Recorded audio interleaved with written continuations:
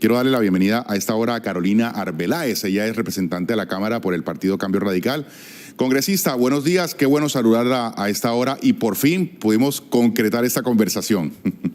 Sí, muchas gracias por la invitación. Pues han sido días de mucho debate al interior del Congreso y bueno, ayer finalmente quedó aprobado el presupuesto general de la Nación con muchas preocupaciones. Es un presupuesto que desfinancia el sistema. Inicialmente la solicitud que hizo el Ministerio de Salud al Congreso de la República fueron de 72 billones de pesos. Desafortunadamente no fue así como se aprobó. 10 billones de pesos menos se le restaron ya en el segundo debate a la reforma a la salud. O sea que lo que vemos es un gobierno que quiere asfixiar el sistema y pues no sabemos cuál es el propósito de haberle restado esos 10 billones de pesos al sistema, más cuando se está hablando de una reforma y se está hablando de un régimen de transición que se necesitará en esta reforma que habla de 2 años, 2 años que se necesitan para implementar un modelo donde tienen que invertir en unos centros de atención primaria, donde hay que invertir en las regiones, donde toca llegar con infraestructura de salud. Desafortunadamente, los rubros que quedaron establecidos para la salud en este presupuesto general de la Nación, pues ni siquiera actualiza la UPC, que es esa unidad de pago por capitación que hoy desafortunadamente no está alcanzando para el sistema de salud de los colombianos. Bueno, vamos por parte congresista, y es, por favor, usted cuéntenos a la audiencia, usted que está ahí adentro en el Congreso, en la Cámara de Representantes, codeándose, discutiendo, peleando, llegando a acuerdos con gente de la oposición, pero también conversando o discutiendo en este debate democrático con los partidos o los representantes de los partidos oficialistas. ¿Qué ha encontrado durante este debate, esa fuerza política con la que se ha encontrado? Bueno, pues sin lugar a dudas, el gobierno nacional tiene mayorías para aprobar esta reforma a la salud. Asimismo, pues, como se pudieron dar cuenta, avanzó sin mayor problema el 50% del articulado de la reforma a la salud. Se tuvo que parar y frenar la discusión porque pues había que aprobar el presupuesto y poner a consideración el presupuesto sí o sí, porque esto es una fecha establecida por la ley y pues tocaba hacerlo y tocaba dar el debate. Ya la próxima semana pues ya por esta dinámica de elecciones pues no se va a sesionar la siguiente semana, pero pues lo que sí me parece muy preocupante es que el gobierno está muy confiado en que tiene los votos para que la reforma avance como ellos quieren, sin mayor concertación. Ustedes recordarán que logramos hacer una subcomisión, que se aprobara una subcomisión en el Congreso para que supuestamente se pudiera llegar a una concertación con todos los partidos, de mantener el modelo de aseguramiento, de lograr que lo que funciona del sistema y esos grandes avances que se tienen del sistema de salud, que es lo que hoy permite que tengamos un referente en el mundo, en la región. Nuestro sistema es un referente en todo el mundo, precisamente por ese modelo de aseguramiento, precisamente porque esa UPC lo que permite es que se pague, que el ingreso que tenga el sistema o el pago que se le hace a las EPS es lo mismo por una persona de estrato 0, 1, 2, 3, 4, 5 o 6. O sea que aquí lo que nos preocupa mucho es que esos avances del sistema los quieran destruir, que quieran prácticamente estatizar el sistema de salud y que la atención dependa del Estado. Yo creo que esa época ya se vivió, fue una época muy amarga donde tuvimos que perder muchas vidas precisamente por la falta de atención del Estado. Congresista, avanza, como ya usted lo indicaba, el 50% de este articulado. Ya se aprobó en la Cámara de Representantes. Faltan, digamos, esos articulados que causan mucha más controversia, de esas que son mucho más complejos para el sistema actual que hoy conocemos y tal como funciona. Esos que le darán, digamos, ese cambio total al sistema que hoy conocemos. La carga, ya usted lo había dicho, el gobierno tiene mayorías, pero usted como, haciendo prospectiva, ¿cómo lo ve en el Senado de la República? Entendiendo que allá la discusión podría ser, y quiero que lo corrobore a nosotros, si podría ser un poco más compleja, si podría tener una dinámica distinta, y si siente que, digamos, esa batalla que ustedes desde la oposición hace en la Cámara ya de alguna manera está perdida, pero que ven una posibilidad en el Senado. Bueno, pues yo espero que de aquí a que iniciemos nuevamente este debate, los partidos puedan pues generar unas reflexiones internas y se den cuenta pues del daño que se le estarían haciendo a la salud y a la vida de los colombianos. Es que aquí nada más y nada menos estamos hablando de la vida de la gente y eso pareciera que a veces los partidos no lo entendieran. Con eso no se puede improvisar porque finalmente hay muchos pacientes de baja, mediana complejidad que tienen tratamientos y hoy cuando vemos que hay una escasez además de medicamentos por un gobierno que no ha sido capaz de ni siquiera nombrar director del INVIMA, un INVIMA que no ejecuta los recursos como lo dejamos evidente en el debate del presupuesto, que es una entidad que hasta fecha no ha ejecutado el 50% de los recursos cuando hay una escasez de medicamentos y que pues eso nos preocupa. Entonces aquí lo que vemos es que se está propiciando una crisis para el sistema y yo espero que los partidos estén en la capacidad de entenderlo y de poner por encima de cualquier cosa los intereses de la gente antes que sus intereses personales. Yo espero que al Senado de la República ni siquiera lleguen a pasar esos artículos polémicos donde se destruye totalmente el sistema. Tengo la fe en que eso pueda llegar a pasar, pero en el entendido o en el hipotético caso de que de la Cámara de Representantes pase al Senado, pues allá hay una esperanza.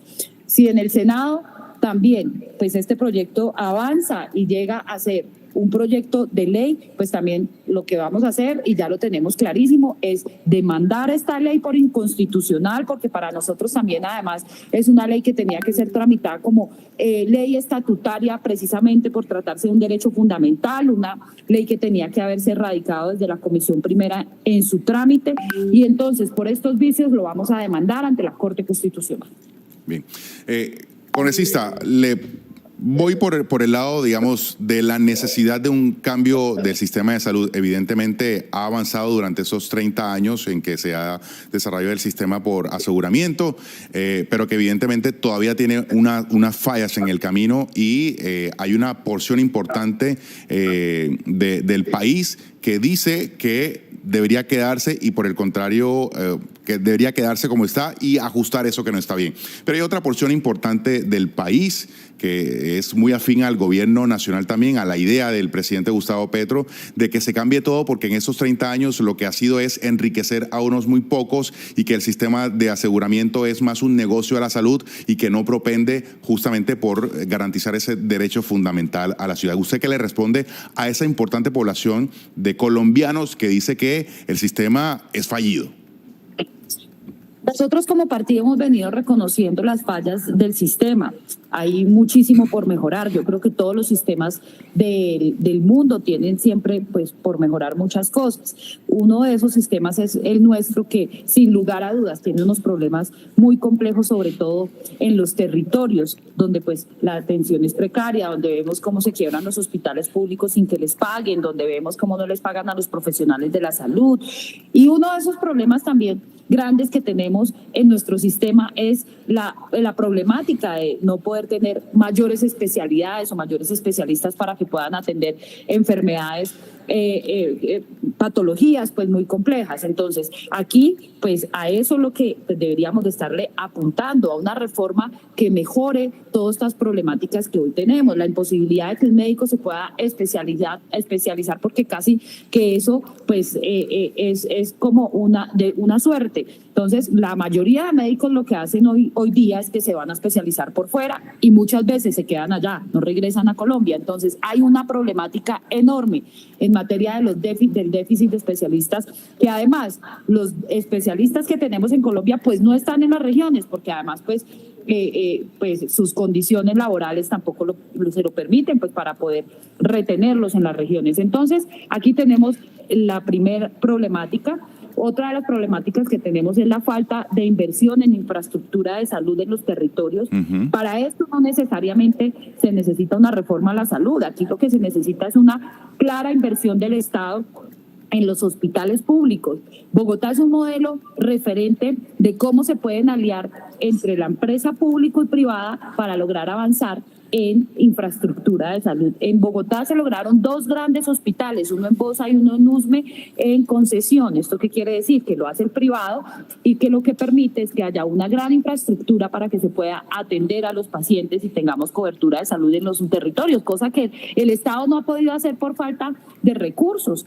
véanse usted nomás en el presupuesto general de la Nación, no hay ni un solo peso para la reforma, no hay un solo peso para la inversión, para lograr llegar con dotación a las regiones, que esa es una de las problemáticas que tiene el sistema. Entonces uno dice, claro, están tramitando una reforma, pero no le están dando recursos al sistema, que es lo coherente, es lo que debería ser coherente. Es más importante que el sistema tenga recursos, inclusive que se tramite una reforma, porque muchos de los problemas que tiene el sistema es problemas precisamente por falta de recursos en las regiones, por falta de llegar a esos lugares más apartados, y además, adicional a eso, hay unos temas identificados que le llamamos en el sistema determinantes sociales, y es la falta de vía, la falta de acceso potable, la falta de muchas personas también de poder en sus territorios lograr tener pues un acceso efectivo al sistema de salud. Entonces, pues todos estos son temas que se requiere inversión social, por supuesto, y una voluntad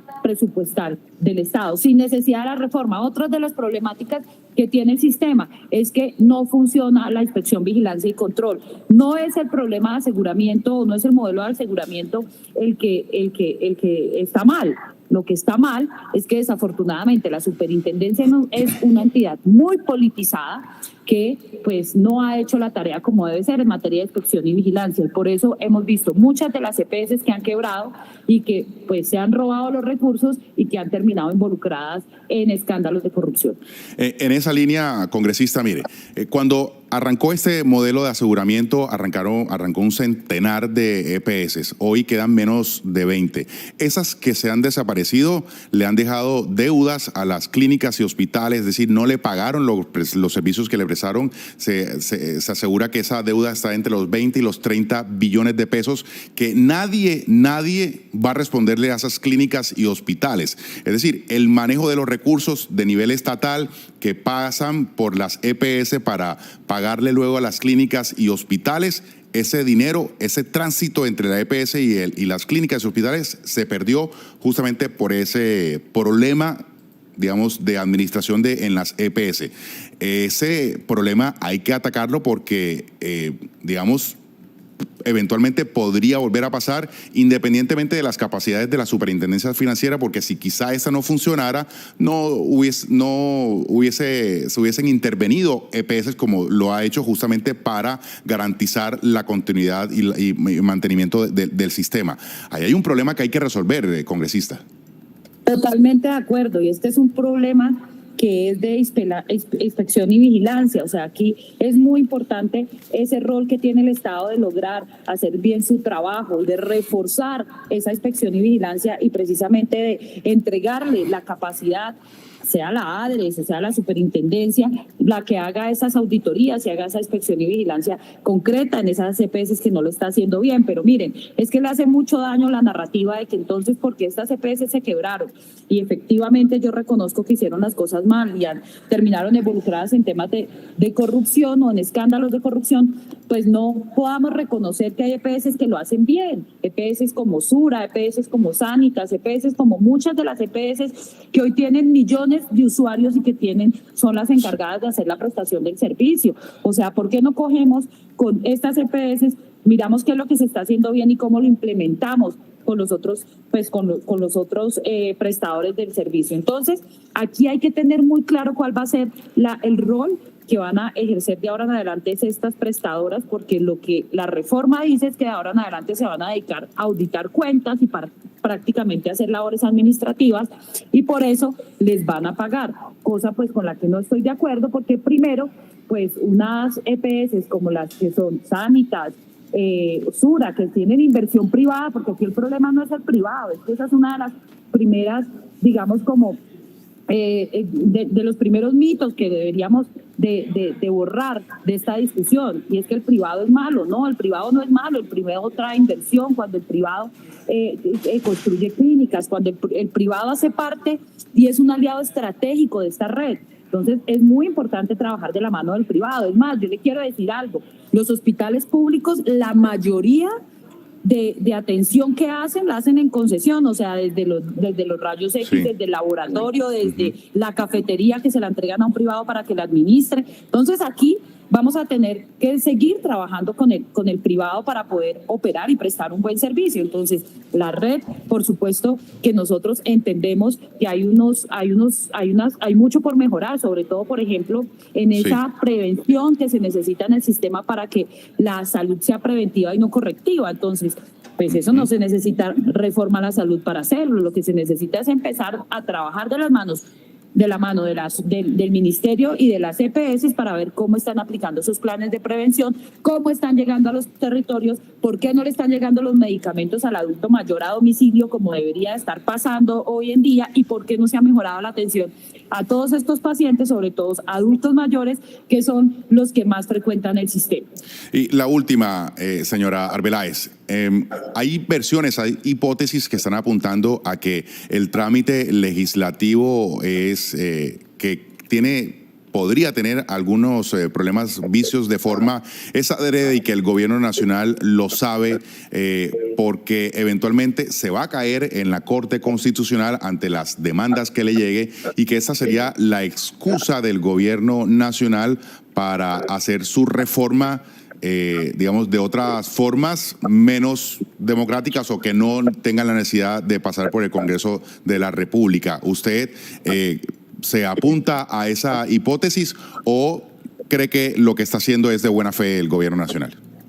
Pues son muchas las especulaciones. Lo que pasa es que no es normal que la ponente salga a decir que la reforma a la salud no tiene un aval fiscal, que no sabemos a la fecha cuánto cuesta, que no le asignen un solo peso del presupuesto general a esta reforma, y pues salga a decir que eso es normal, porque definitivamente no se necesita el aval fiscal cuando esto inclusive lo pide la ley. Entonces uno no entiende pues cómo y qué es lo que está pensando el gobierno, que prácticamente pareciera que de manera pues intencional hiciera las cosas para que esto se viciara cada día más.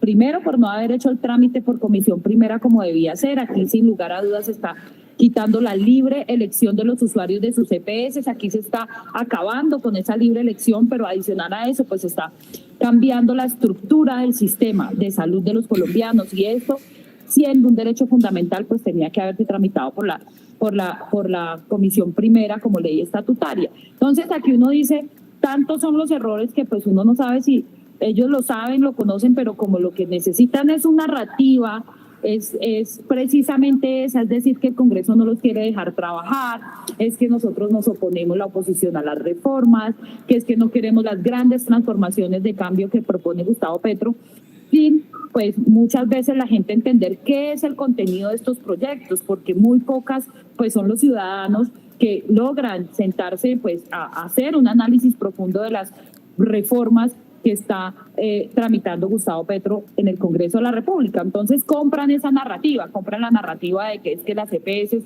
se están lucrando con la salud de los colombianos, entonces que por eso la atención y los recursos los tiene que manejar el Estado, cuando eso ya lo vivimos y fue fallido. Recuerden la época del Seguro Social. En la época del Seguro Social, la administración del sistema la hacía el Estado, y desafortunadamente no fue capaz, porque es que el hecho de que la salud sea pública o el servicio sea pública no nos digamos como que la corrupción donde más la hemos visto desafortunadamente cómo se da es precisamente en el sector público. Carolina Arbeláez, representante de la Cámara del Partido Cambio Radical, muchas gracias por su tiempo y por hablarnos aquí a toda la audiencia a través del canal Cartagena en este programa Hoy en Día. Muy amable.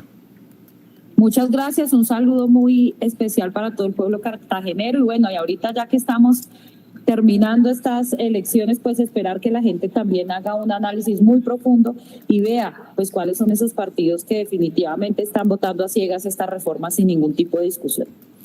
Perfecto, muchas gracias, que le vaya muy bien. Hasta luego. Buen día. 8:28, doctor Álvaro Navas. Bueno,